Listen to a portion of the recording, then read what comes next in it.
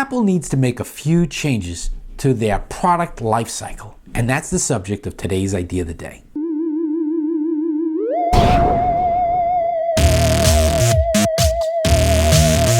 One of the greatest things about owning an Apple is it has, from what my own experience felt, really good shelf life. Meaning if I were to buy an Apple today, generally it'll outlast a lot of non-Apple products, just because they simply make their machines with a longer shelf life involved. And iPhones are excluded, by the way, but that's another story.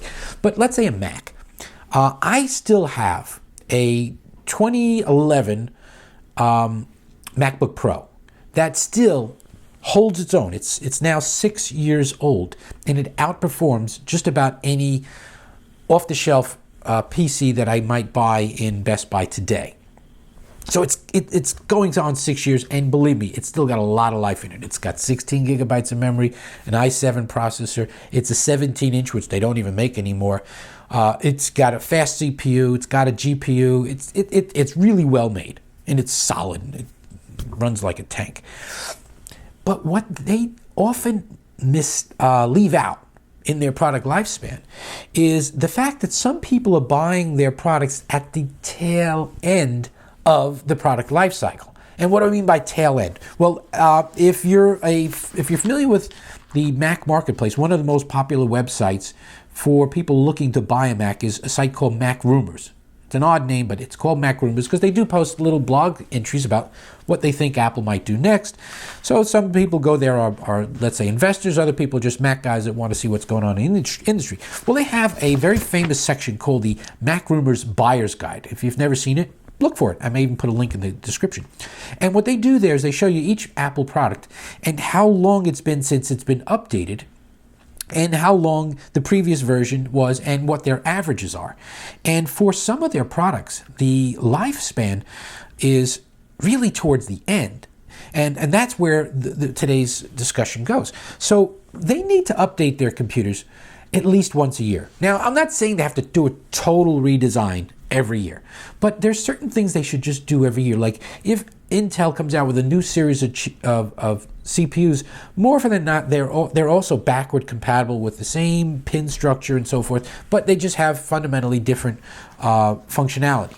So certain models, they should at least do a CPU update every now and then. I mean, there's different. They've had many different code names for their chips: Westlake, Ivy Lake, etc. I don't want to get into that. Bottom line is they should at least update the CPU on a periodic basis. But let's look at some of their models and how long they've been out there. Like the last MacBook Pro is relatively recent. It's been 90 days, and the average is 320, which is roughly once a year, not so bad. Now, the regular MacBook, it's been almost a year. It's towards the end, so that's not too bad, and its average is 375 days. So far, so good. But now we're starting to get into the more high-end models, and you have the iMac. It's been 474 days, so it's well over a year and 100 days, so it's been a while since they did it. Now, what that does is it actually hurts them on sales, because people who know this, they don't want to buy a computer that's got older technology. So if it's like buying a car. Would you buy a 2015 vehicle in 2017? You understand what I'm saying? So let's go back again. MacBook Air. Now here's where it gets funny. There has been 692 days since they've updated the Air. Most likely, there's speculation. Maybe that's because they are making the MacBook small and they feel they don't need an Air. But either way, it's almost 700 days. So it means if you bought a new MacBook Air today, it's already got technology that's nearly 2 years old in it. And of course, before that, their average was around 3 and change. And they had 300 days, 400 days. They had a couple that were 500. But let's move on from there. The Mac Mini. I love the Mac Mini. But do you realize that it has been 836 days? It's a long time since they've updated that. That means if you buy a brand new Mac Mini today, you've got technology that is basically, it's in excess of 2 years and climbing, depending on when you're watching this. The Mac Pro, which is for their professionals. These are people who want cutting-edge technology. This is a real travesty. Hasn't been updated. And by the way, the Mac Mini, the last update was October of 2014, and that was the Mac Mini. The Mac Pro, December of 13.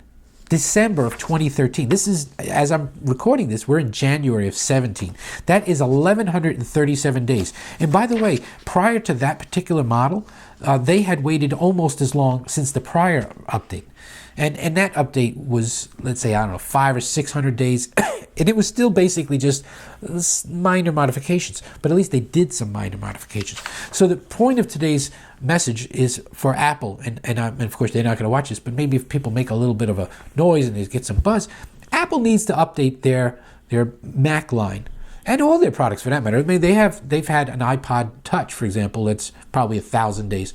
They need to update their products at least once a year. Maybe a year and a half for some models, just incrementally. And of course, maybe it's because they like to do this big show and tell when they unveil a new line and show you all the new features.